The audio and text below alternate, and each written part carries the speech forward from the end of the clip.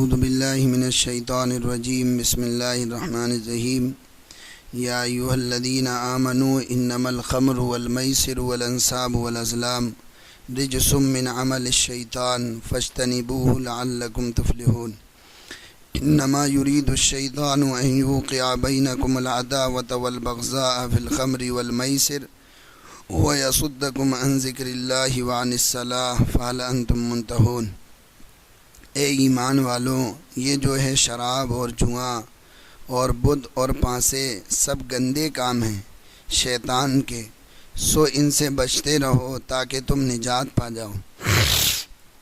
شیطان تو یہی چاہتا ہے کہ ڈالے تم میں دشمنی اور بیر بذریعہ شراب اور جوئے کے،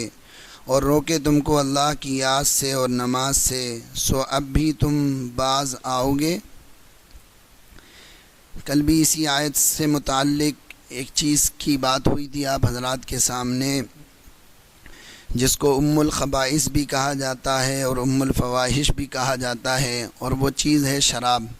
اس کی قدر تفصیل آپ کے سامنے کل بیان ہوئی تھی۔ اس آیت میں نے کل بھی بتایا تھا کہ اصل دو چیزوں کو بیان کرنا ہے، ایک شراب کو اور جوئے کو، اور جو بت کی اور پانسے کی بات اللہ تبارک و تعالی نے اس میں کی ہے، وہ اس بات کو سمجھانے کے لیے کہ یہ دو گناہ اتنے بڑے ہیں جیسا کہ بت پرستی کا گناہ ہوتا ہے۔ یہ بات سمجھانے کے لیے اس کے ساتھ ان دو چیزوں کو ذکر کیا۔ تو ایک کی بات قدر تفصیل کل آئی تھی کہ بھائی شراب ام الفواحش بھی ہے، ام الخبائث بھی ہے، اور تمام برائیوں کی جڑ ہے، اور بہت سارے لڑائی اور جھگڑے اس سے پیدا ہوتے ہیں۔ اسی طریقے سے امت کے اندر ایک بہت بڑی برائی ہے جس کو جوا کہتے ہیں،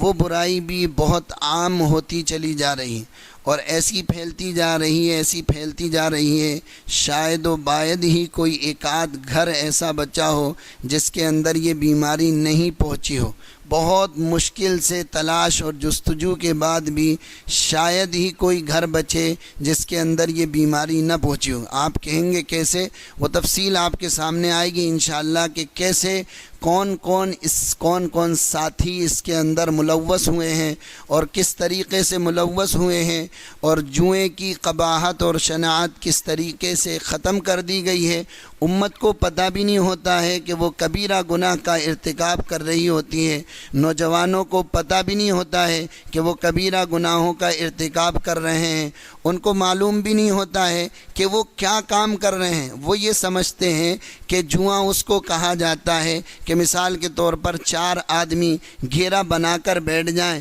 کچھ تاش وغیرہ نکال لیں، وہ ایک دوسرے میں پھینکیں، ایک ادھر سے پھینکے ایک ادھر سے پھینکے، کسی کا اکا آ جائے، کسی کا بادشاہ آ جائے، کسی کا وزیر آ جائے، تو وہ اس کو جوئے کے ساتھ خاص سمجھ، اسی میں کسی کو کچھ پیسے مل جائیں، کوئی ہار جائے کوئی جیت جائے، تو لوگ یوں سمجھتے ہیں کہ یہ جوا ہے۔ یہ ایک قسم ہے جوؤں کی جو چلتی تھی اور اب بھی چل رہی ہے، اور بہت سارے لوگ اس کے اندر ملوث ہیں، لیکن ایک نئی قسم آج کے دور میں پیدا ہوئی ہے، اور لوگ اس کو بہت آسانی کے ساتھ اس کے اندر ملوث ہوئے ہیں، اور وہ اس کو جوا نہیں سمجھتے، وہ اس کو سٹا نہیں سمجھتے، وہ اس کو حرام کی کمائی نہیں سمجھتے، وہ یہ سمجھتے ہیں یہ تو ایک کام ہے جو ہو رہا ہے، اور وہ کام کیا ہے؟ وہ حرام کی کمائی کا ان کے اندر نہ قباحت ہوتی ہے، نہ شناعت ہوتی ہے، نہ وہ کچھ سمجھتے ہیں۔ وہ یوں سمجھتے ہیں کہ یہ تو ایک کام ہے جو ہو رہا ہے، کھیلنے والے کھیل رہے ہیں، ہم تو ان کے کھیل پر پیسے لگا رہے ہیں، ہم تھوڑی کوئی سٹا کھیل رہے ہیں، ہم تھوڑی کوئی سود لے رہے ہیں، ہم تھوڑی کوئی بیاج لے رہے ہیں۔ یہ کم تھا کب تک؟ جب تک کہ IPL شروع نہیں ہوئے تھے، جب تک یہ کام کم تھے، جب میچ چلتے تھے، کسی زمانے میں میچ 90 اوور کے ٹیسٹ ہوتا تھا تو اس میں ہار جیت کا فیصلہ 5 دن کے اندر ہوتا تھا۔ پھر یہودیوں نے سازشیں کر کے رچ کر، آپ کو نہیں پتہ، آپ ہنسیں گے، آپ مذاق اڑائیں گے کہ مفتی صاحب کیسی باتیں کر رہے ہیں، دقیانوسی باتیں کر رہے ہیں۔ نہیں، یہ باقاعدہ سازش کے تحت، باقاعدہ پلان کے ساتھ امت کو پھنسانے کے لیے، امت کے پیسوں کو لینے کے لیے انہوں نے ایسی پلاننگ کی۔ وہ 5 دن میں جو کام ہوتا تھا انہوں نے کہا اس میں بہت دیر لگتی ہے، ایسا کرو اس کو کچھ جلدی کرو، تو انہوں نے پھر ون ڈے کو شروع کر دیا۔ پھر ون ڈے شروع ہوئے 50 اوور کے، پھر اس میں چونکہ 8-9 گھنٹے میں یہ میچ ختم ہو جاتا تھا تو اس کے لوگ دیوانے بننے لگے اور اس میں پھر کام ہونے لگا۔ لیکن انہوں نے کہا نہیں، ابھی امت بہت دور ہے گناہوں سے، کوئی اور نئی تکنیک لاؤ، نئی ایجادات لاؤ، نئے کام لاؤ، نئی چیزیں لاؤ جس سے امت زیادہ سے زیادہ گناہوں کے اندر ملوث ہو۔ تو پھر انہوں نے 2020 کو ایجاد کیا، اور اس 2020 کے دیکھا دیکھی پھر ہندوستان کے اندر ایک کھیل پیدا ہوا جس کو IPL کا نام دیا جاتا ہے۔ اور پھر اس IPL کے اندر پھر یہ ہوا کہ کھلاڑی پہلے تو میچ پر لوگ سٹہ لگاتے تھے، پہلے تو میچ پر لگتا تھا کہ یہ ٹیم تمہاری ہے، یہ ٹیم ہماری ہے، جو جیتے گی میں تمہیں اتنے پیسے دوں گا، تم مجھے اتنے پیسے دینا، یہ چلتا تھا۔ لیکن دھیرے دھیرے اس کے اندر ترقی ہونے لگی، اور پھر یہ ہوا کہ اب ٹیم کے ہار جیت پر نہیں، اب اس میں سے کھلاڑیوں کو چن لیا جاتا ہے۔ 5 کھلاڑی تم لے لو، 5 کھلاڑی ہم لیتے ہیں، یہ ہمارے کھلاڑی ہیں، جو زیادہ رن بنا دے ان 5 میں سے ہم جیت جائیں گے، اگر تمہارے کھلاڑیوں نے بنا دیے تو تم جیت جاؤ گے۔ پھر یہ ہونے لگا، پھر اس کے بعد امت اور آگے بڑھی تو انہوں نے کہا اس میں بھی ٹائم لگتا ہے، ایسا کرو اوور پہ بس سٹہ لگاؤ، اوور پہ پیسے لگاؤ، ایک اوور پہ پیسے لگنے لگے، اس اوور میں اتنے رن بنیں گے، اس نے کہا نہیں اتنے نہیں بنیں گے، 10 بنیں گے، اس نے کہا نہیں بنیں گے، اس نے کہا اس میں چھکا پڑے گا، اس نے کہا نہیں پڑے گا، اس نے کہا چوکا لگے گا، اس نے کہا نہیں لگے گا، اس نے کہا رن آؤٹ ہوگا، اس نے کہا نہیں ہوگا۔ اب اس پر سٹہ لگا، اور دھیرے دھیرے ایک گیند پر لاکھوں کروڑوں روپے لگنے لگے، اور پھر یوں ہونے لگا کہ وہ کھلاڑی بکنے لگے، اور پھر یہ ہونے لگا کہ ان کھلاڑیوں کو خریدا جانے لگا، اور پھر ایک گیند بکی، ایک بولر بکا، اور اس نے ایک 9 بال پھینکی جو خربوں ڈربوں ڈالر کے اندر اس کی وہ 9 بال بکی، اور پھر پوری دنیا کے اندر اس کو پھیلایا گیا، اور مسلمان امت اس کے اندر سب سے زیادہ شکنجہ والی ہوئی۔ یہ بھی سٹہ ہے، یہ بھی جوا ہے، یہ بھی حرام ہے، میں نہیں کہہ رہا، یہ اللہ کہہ رہا۔ جس اللہ نے نماز واجب کری، جس اللہ نے روزے رکھے ہیں،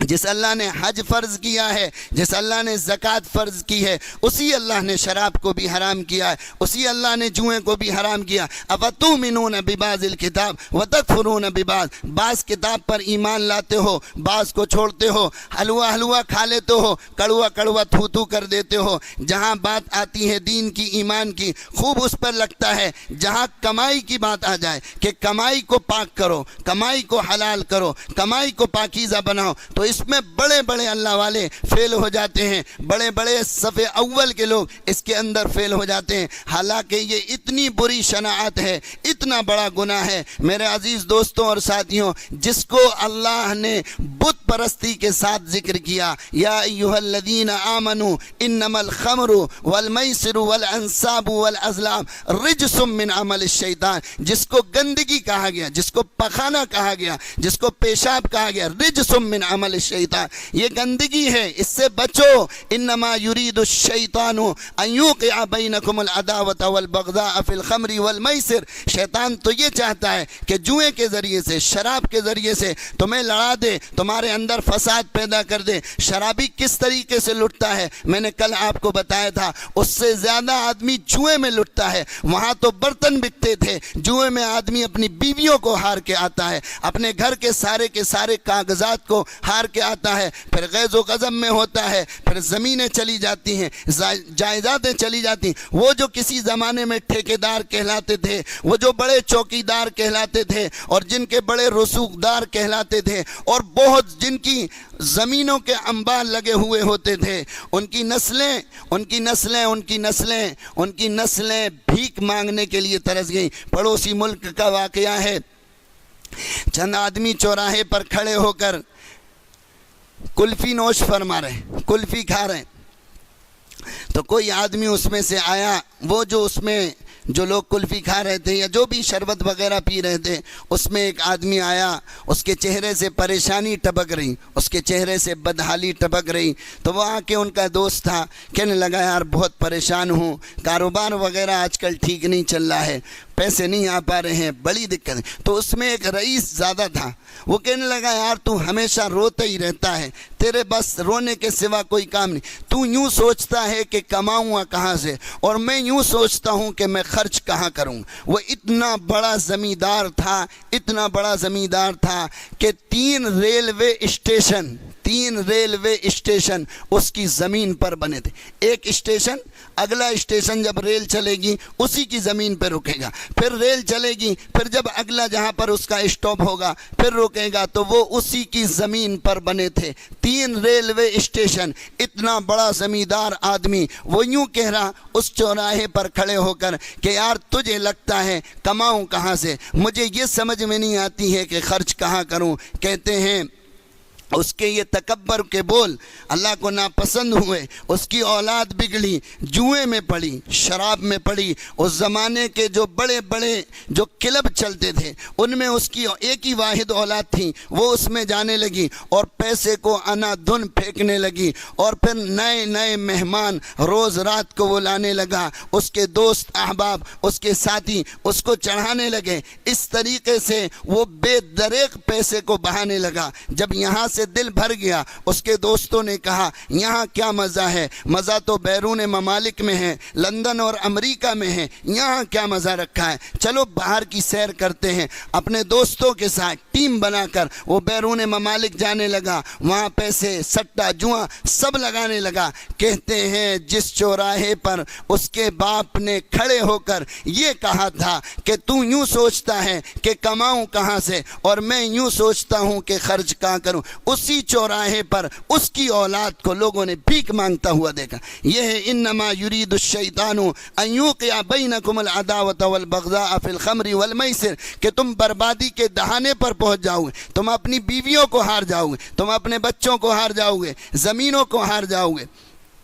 ساری دنیا سے تمہارا رشتہ ناتا ختم ہو جائے گا۔ اب آپ اس پر سوچو، کیا یہ سب کچھ نہیں ہو رہا؟ رمضان کا مبارک مہینہ بھی چل رہا، اور کیا IPL نہیں چل رہے، ساتھ میں موبائل میں میچ نہیں دیکھے جا رہے، گھروں پر ٹی وی نہیں چل رہی ہے، کیا ہر اوور پر سٹے نہیں لگائے جا رہے، کیا ہر اوور پر ہر گیند پر کیا جوا نہیں کھیلا جا رہا، ایک چوکے پر، ایک چھکے پر 100 اور 500 روپے ادھر سے ادھر منتقل نہیں کیے جا رہے۔ جوا کہتے کس کو ہیں؟ جوا اس کو کہتے ہیں کہ آپ کسی کی شرط پر یہ کہیں کہ اگر یہ کام ہوا میں تجھے اتنے دوں گا، اور اگر نہیں ہوا تو تو مجھے دے گا، اسی کو جوا کہتے ہیں۔ سٹا بھی اسی کے اندر شامل ہے۔ اب اس نے اوور پھینکنا شروع کیا، اس نے کہا 6 گیند پھینکے گا، اس کے اندر 1 وکٹ ضرور جائے گا، اس نے کی لگی 500 کی، اس نے کہا لگی 500 کی، وہ اس نے وہاں پر اس کو دیا، وہ وکٹ نہیں گیا، 500 یہاں پر آ گیا۔ اب میرے عزیز دوستوں اور ساتھیوں سوچو، یہ کمائی جو 500 روپے یہ لے کر آیا ہے، اس نے اپنے گھر میں اس کا دودھ لایا، اس کی چائے بنائی، مہمان آئے ان کو پلائی، خود نے پی، اس کے بچوں نے پی، اور زیادہ کما کے لایا، گھر بنا لیے، کاروبار چلا لیا، بیوی بچے بہترین کاروں میں بہترین موبائل کے ساتھ زندگی گزارنے لگے۔ تو آپ کیا سوچتے ہو اس کی اولاد اس کو نفع پہنچائے گی؟ اس کے یہ پیسے کیا اس کو زندگی بھر نفع پہنچائے؟ نہیں نہیں نہیں نہیں نہیں، یہ چند دن کی عیش و عشرت ہے۔ آپ بھی دیکھیں گے، میں بھی دیکھوں گا، انہی عمارتوں کو وہ بکیں گی، وہ گریں گی، نیچے گریں گی، وہ فلک بوس عمارتیں نیچے آئیں گی، وہ گاڑیاں اس کی بکیں گی، وہ چوراہے پر کھڑے ہو کر بھیک مانگے گا۔ یہ میں نہیں کہہ رہا، یہ اللہ کہہ رہا ہے، چونکہ اللہ تبارک و تعالیٰ کہتا ہے میں حرام کی کمائی کو کم کروں گا اور صدقات کو بڑھاؤں گا۔ اب میں مانوں چاہے نہ مانوں، میری آنکھیں دیکھیں نہیں دیکھیں، لیکن دنیا دیکھے گی، جو حرام کے لقمے کھائیں گے، جو مرغ مسلم کو اڑائیں گے، اللہ تبارک و تعالی ان کو تہس نہس کرے گا، ان کو تہ و بالا کرے گا، ان کو زمین دوز کرے گا، ان کی فلک بوس عمارتیں زمین پر آئیں گی۔ دنیا دیکھے گی، سارا جہاں دیکھے گا کہ وہ لوگ نیچے آئیں گے۔ کیا رونا ہے، کیا اسباب پیدا کر دیے، حلال کمائی کما کے لائے، شام کے گھر پہ بیٹھ کے فون سے کہہ رہا ہوں بتا کتنے رن بنائے گی، اس نے کہا 200 بنائیں گے، اس نے کہا نہیں بنا سکتی ہے، سامنے تو حیدرآباد ہے گی، بہت خطرناک اس کی بولنگ ہے، 200 نہیں بنا سکتی ہے۔ او اللہ کے بندے، تو نے منڈی کے اندر بورے پھینکے تھے، 300 روپے کما کے لایا تھا، کیا بے حیائی ہے، کیا بے شرمی ہے۔ اس حلال کی کمائی کو، جس کو اللہ کے نبی نے فرمایا تھا طلب کسب الحلال فریضۃ بعد الفریضہ، کہ حلال کمائی کا طلب کرنا ایک فریضے کے بعد دوسرا فریضہ ہے، جس کو اللہ کے نبی نے اتنا بڑا مقام دیا۔ جیسے نماز پڑھنا فرض، روزے رکھنا فرض، زکوٰۃ دینا فرض، حج کرنا فرض ہے، اسی طریقے سے بیوی بچوں کے لیے حلال کمائی کمانا یہ بھی فرض ہے۔ بلکہ اللہ کے نبی نے فرمایا جو شخص سوال سے بچنے کے لیے اپنے بیوی بچوں کے پالن پوشن کے لیے، پڑوسیوں کے حقوق ادا کرنے کے لیے حلال کمائی کمائے گا، کل قیامت کے دن یہ اللہ سے اس حال میں ملاقات کرے گا کہ اس کا چہرہ 14ویں کے چاند سے زیادہ چمکتا ہوگا۔ جس حلال کمائی کے اللہ کے نبی نے اتنے فضائل بتائے۔ ایک صحابی آئے، اللہ کے نبی سے مصافحہ کرا، ان کے ہاتھ میں گٹے پڑے ہوئے تھے۔ اللہ کے نبی نے کہا یہ کیا ہوا؟ فرمایا اللہ کے نبی میں نال بندی کا کام کرتا ہوں، بڑا مشکل کام ہے، ہتھوڑے چلاتا ہوں، مزدوری کرتا ہوں، جس کی وجہ سے یہ ہاتھ کھردرا ہو گیا، اور اس کے اندر اللہ کے نبی صلی اللہ علیہ وسلم اس کے اندر یہ سختی آ گئی۔ تو آپ علیہ الصلاۃ والسلام نے ان صحابی کا ہاتھ لیا، اور ہاتھ لینے کے بعد اس کو چوما، اور چومنے کے بعد فرمایا جو ہاتھ حلال کمائی کماتے ہوئے ایسا ہو جائے گا جہنم کی آگ بھی اس پر حرام ہو جائے گی۔ جس حلال کمائی کو اللہ کے نبی کہہ رہے ہیں نماز کے بعد، روزے کے بعد اگر کوئی دوسرے درجے کا فرض ہے تو وہ اپنے بیوی بچوں کے لیے حلال روزی کو تلاش کرنا۔ ہاتھ اگر گڈھے پڑ جائیں، گڈھا کھودتے کھودتے، مزدوری کرتے کرتے، تو اس پر کبھی شرمندہ نہیں ہونا۔ ہاتھ میلے ہو جائیں ہوٹل پر گلاس دھوتے دھوتے، کبھی عار محسوس نہیں کرنا۔ یہ تمہیں یہ حلال کمائی اللہ سے اس روز تمہیں چاند کے چہرے سے زیادہ روشن کر دے گی، جس دن لوگوں کے چہرے پیلے پڑے ہوئے ہوں گے، جس دن لوگوں کے چہرے کالے پڑے ہوئے ہوں گے۔ جس کمائی کو اللہ کے نبی صلی اللہ علیہ وسلم نے ایسا بتایا تھا، لیکن آج مسلمان اسی حلال کمائی کو لا کر اس طریقے سے سٹے میں، اس طریقے سے سود میں، اس طریقے سے IPL میں خرچ کرتا ہے۔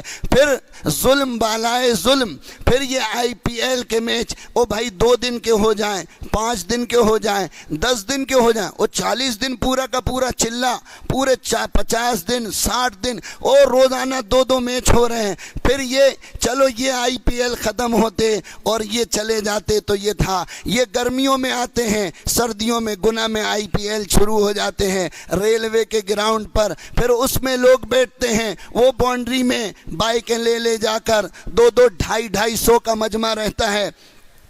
اور اکثر اس میں مسلمان رہتے ہیں، اکثر اس میں مسلمان نوجوان جو دیکھتے ہیں، جو جاتے ہیں، ان کی بتا رہا ہوں، اکثر اس میں مسلمان رہتے ہیں۔ پھر وہ باؤنڈری کے اوپر بیٹھ کر اور وہ پھر کھیلتے ہیں، وہاں بھی IPL شروع ہوتا ہے، اور پھر وہاں بھی اوور پر اور ہر گیند پر وہ نوجوان وہ اپنی حیثیت کے مطابق، اپنی بساط کے مطابق، چل اس اوور میں 5 رن بنیں گے، وہ کہا چل 5 کی لگی، وہ اپنی اوقات ان کی جتنی ہے وہ 5-10 پہ کھیل رہے ہیں، یہ کما کر اپنے گھر لے گئے، اماں کو دیا، ابا کو دیا، نہ ابا کو فکر نہ اماں کو فکر، بیٹا کہاں سے لائے؟ اماں بہت محنت کر کے لایا ہوں، بہت دھوپ میں کام کرا ہے، آج 2.5-3 گھنٹے محنت مزدوری کری ہے، اس سے کما کے لایا ہوں۔ اب یہ سٹے کا، اب یہ جوئے کا، اب یہ IPL کا پیسہ جب گھر میں پہنچے گا تو اس کے گھر میں جنید بغدادی پیدا ہوں گے، شیخ عبد القادر جیلانی پیدا ہوں گے۔ آپ یوں سمجھ رہے ہو کہ آپ اس کمائی کو کھا کر آپ کی نماز، آپ کا روزہ، آپ کا ذکر، آپ کی تلاوت، آپ کا حج، آپ کا صدقہ آپ کو بچا لے گا؟ کبھی نہیں بچا سکتا۔ اس بات کو کان کھول کر سن لو، حرام کمائی کا کھایا ہوا ایک لقمہ، اللہ کے نبی نے فرمایا جو جانتے ہوئے ایک لقمہ کھائے گا، اللہ 40 دن کی اس کی عبادت کو مردود کر دے گا، 40 دن کی عبادت کو مردود کر دے گا۔ جو جسم، جو بوٹی، جو لوتھڑا گوشت کا حرام کمائی سے پڑے گا۔ ابو بکر رضی اللہ عنہ راوی ہیں، اللہ کے نبی صلی اللہ علیہ وسلم سے روایت کرتے ہیں، جو گوشت حرام کمائی سے پلے گا، بڑھے گا، اس کے لیے جہنم ہی زیادہ حقدار ہے کہ وہ جہنم کے اندر جائے۔ جس کپڑے کو خریدا گیا 10 درہم کے اندر، اللہ کے نبی نے فرمایا اگر 1 درہم بھی اس میں حرام کا ہوگا، جب تک وہ کپڑا جسم پر رہے گا اس کی کوئی عبادت قبول نہیں کی جائے۔ 10 درہم 1000 میں 1 روپیہ بھی اگر حرام کا ہے، اور اس سوٹ کو پہن کر، اس بنیان کو پہن کر، اس ٹوپی کو لگا کر، اس کرتے اور پاجامے کو پہن کر آپ نماز پڑھ رہے ہیں، آپ یوں سوچ رہے ہیں کہ آپ کی نماز آسمانوں پر قبولیت سے نوازی جا رہی ہے، آپ کی نماز آپ کے سر کے اوپر نہیں اٹھ رہی ہے تو آسمانوں میں کیا پہنچے گی؟ چونکہ آپ کا کھانا حرام، آپ کا پینا حرام، آپ کا لباس حرام، پھر آپ دعائیں کریں کہ صاحب دعائیں تو قبول ہوتی نہیں، رمضان میں اللہ میاں سن ہی نہیں رہے ہیں، معلوم نہیں کیا ہو گیا ہے۔ نہیں میرے عزیز دوستوں اور ساتھیوں، اللہ کے نبی نے فرمایا جس کا کھانا حرام، جس کا پینا حرام، جس کا اوڑھنا بچھونا حرام، پھر وہ یا اللہ کرے تو اللہ تعالیٰ اس کی سننے والا نہیں ہے۔ اپنی زندگی کو طہارت پر، اپنی زندگی کو پاکیزگی پر، میں نے بارہا بیان کے اندر یہ بات کہی، عبادت اگر کم ہوں گی کام چل جائے گا، عبادت کم ہوں گی، فرائض پورے کر لو، واجبات ادا کر لو، سنت و نوافل اگر رہ جائیں گی اللہ تبارک و تعالی کام چلا دے گا، لیکن گناہوں سے بچنا، تقوی اور طہارت کی زندگی گزارنا، پاکیزہ کمائی لا کر کھانا، یہ نہایت ضروری ہے۔ اگر یہ ہوا، یہ سب بھی چلنا ہے، اور ادھر لمبی تہجدیں بھی ہو رہی ہیں، لمبے کرتے اور جبے بھی پہنے جا رہے ہیں، اور لمبے بیان اور تقریر بھی ہو رہے ہیں، یہ سب تمہارا زیرو ہے، تمہیں ایک رتی فائدہ دینے والی چیز نہیں ہے۔ اصل اللہ کا تقوی ہے، اصل اللہ کا ڈر ہے، اصل کمائی کے اندر حلال روزی کا لانا ہے۔ اگر یہ پیدا نہیں ہوا تو نہ تمہیں زکوٰۃ، نہ تمہیں نماز بچا سکتی، نہ تمہیں روزہ بچا سکتا، نہ تمہیں حج بچا سکتا، کوئی چیز تمہیں نہیں بچا سکتی ہے جب تک اپنی کمائی کو پاکیزگی پر نہیں لاؤ گے۔ اللہ تبارک و تعالی رسولوں سے کہتا یا ایھا الرسل کلوا من الطیبات واعملوا صالحا، اے رسولوں کی جماعت پاکیزہ چیزیں کھاؤ، وَعْمَلُوا صَالِحًا، اچھے عمل کرو۔ علماء نے لکھا ہے اچھے عمل کا بہت زیادہ اثر پاکیزہ کمائی کے اندر ہوتا ہے۔ جب کمائی پاکیزہ ہوتی ہے، جب کمائی حلال ہوتی ہے تو پھر اندر آدمی کے جذبات بھی پاکیزہ بنتے ہیں، نیکی کی طرف اس کا دل اس کو مائل کرتا ہے، برائی کی طرف سے اس کو خود بخود بچاتا ہے۔ اس لیے میرے عزیز دوستوں اور ساتھیوں، ابھی بھی اپنا موقع ہے، ابھی بھی وقت ہے، ابھی بھی دن ہے کہ اللہ سے توبہ کر کے، استغفار کر کے، بہت بڑے جن کو کبھی گمان بھی نہیں ہو سکتا تھا یہ لوگ بھی آئی پی ایل میں پیسہ لگاتے ہوں گے، ان کے بھی فون آتے ہیں اور وہ یوں کہتے ہیں اب بتائیں صاحب اب اس پیسے کا کیا، جن کو گمان نہیں کر سکتا یہ اتنے پہلے صف کے نمازی یہ ایسے کام کرتے ہوں گے، اتنی بڑی داڑھی رکھ کر یہ ایسے کام کرتے ہوں گے، یہ تو رمضان میں بہت تفسیر میں بھی آتا تھا، روزے بھی بڑی پابندی سے رکھتا تھا، یہ بھی آئی پی ایل میں ملوث ہے، 27 تاریخ کا یہ بھی انتظار کر رہا ہے کہ فائنل میں کون سی ٹیم پہنچے گی، پھر اس میں پیسے لگاؤں گا۔ یہ بھی بندہ اللہ کا نافرمان، ایسے پڑھے لکھے احباب بھی اس گناہ کے اندر ملوث ہیں، اور اس کمائی کو لا کر پھر اپنی حلال کمائی میں ملاتے ہیں تو وہ بھی خراب ہوتی ہے، وہ تو پہلے ہی سے خراب ہوتی ہے۔ اللہ تبارک و تعالی پوری امت مسلمہ کو اللہ اس لعنت سے، اس قبیح برائی سے بچائے۔ کل قیامت کے دن اللہ تبارک و تعالی اپنے سامنے کھڑا کرے گا اور پھر یہ سوال کرے گا میرے بندے بتا ان عمرہ فیما افناہ وان شبابہ فیما ابلاہ وان مالہ من این اکتسبہ وفیما انفقہ وماذا عمل فیما علم، میرے بندے یہ بتا تجھے عمر دی تھی کہاں لگا کر آیا، تجھے جوانی دی تھی کہاں صرف کر کے آیا، مال کہاں سے کمایا، کہاں خرچ کیا، جو علم تھا اس پر کیا عمل کرا۔ ابن آدم کے قدم اللہ کے سامنے سے ہل نہیں سکتے ہیں جب تک ان 5 سوالوں کے جواب نہ دے دے۔ کیا جواب دو گے اللہ کے سامنے کھڑے ہو کر؟ ان عمرہ فیما افناہ، جب اللہ پوچھے گا عمر دی تھی کہاں لگائی تھی، آئی پی ایل میں لگائی تھی، ریلوے گراؤنڈ میں بیٹھ کر میچ دیکھے تھے، وان شبابہ شبابہ فیما ابلاہ، کہاں جوانی لگائی تھی؟ آئی پی ایل کے سٹے میں لگائی تھی، میچوں میں لگائی تھی، لوگوں کو ستانے میں لگائی تھی، واہیات میں لگائی تھی، تباہی میں لگائی تھی۔ مال کہاں سے کمایا تھا؟ سٹے سے کمایا تھا، جوئے سے کمایا تھا۔ کہاں خرچ کرا تھا؟ مسجدوں میں خرچ کرا تھا، مصلے بنوائے تھے، مسجدیں تعمیر کی تھیں۔ تو آپ کو کیا سمجھتے ہو یہ آپ کا قبول ہوگا؟ یہ آپ کا قبول ہوگا یہ پیسہ؟ لعنت ہے ایسے پیسے پر۔ اللہ بغیر وضو کے نماز کو قبول نہیں فرماتا، اسی طریقے سے اللہ تبارک و تعالی حرام کے مال کو بھی قبول نہیں فرماتا۔ حرام کا مصرف یہ ہے کہ اگر پتہ ہے جس سے حرام مال کمایا ہے، اگر پتہ ہے تو اس تک پہنچانا آپ کے ذمہ ضروری ہے، اور اگر پہنچانا معدوم ہو جائے، پہنچا نہیں سکتے ہو، تو پھر اس کو بغیر ثواب کی نیت کے صدقہ کرنا۔ بس یہ دو مصرف ہیں، نہ وہ مدرسے میں نہ مسجد میں کسی میں نہیں لگنے والا، اور نہ کوئی قبول ہونے والا۔ اس لیے اللہ پوچھے گا مال کہاں سے کمایا تھا، تو کیا جواب دو گے؟ راجستھان سے کمایا تھا، راجستھان رائل سے کمایا تھا، حیدرآباد سے کمایا تھا، چینئی سپر کنگز سے کمایا تھا۔ مال کہاں سے کمایا تھا؟ دھونی کی ٹیم سے کمایا تھا، وراٹ کوہلی سے کمایا تھا۔ وَأَنْ مَالِهِ مِنْ أَيْنَ اكْتَسَبَهُ، کہاں خرچ کرا تھا؟ حیدرآباد میں خرچ کرا تھا، سن رائز پہ لگایا تھا۔ وَمَاذَا عَمِلَ فِيمَا عَلِمَ، تمہیں علم نہیں تھا، بتایا نہیں تھا، کسی نے سمجھایا نہیں تھا، جوا حرام ہے، شراب حرام ہے، معلوم نہیں تھا؟ معلوم تھا، پھر کیوں عمل نہیں کرا؟ بس من چاہی گزاری۔ ٹھیک ہے، جاؤ فرشتوں اوندے منہ اس کو اٹھا کر جہنم میں پھینک دو۔ اس دن میرے عزیز دوستوں اور ساتھیوں پتہ چلے گا، اللہ تبارک و تعالی میری بھی، آپ کی بھی، پوری امت مسلمہ کی، اللہ تبارک و تعالی اس حرام کھیل سے پوری امت کی اور خصوصاً نوجوانوں کی اللہ تبارک و تعالی حفاظت فرمائے۔ وآخر دعوانا الحمد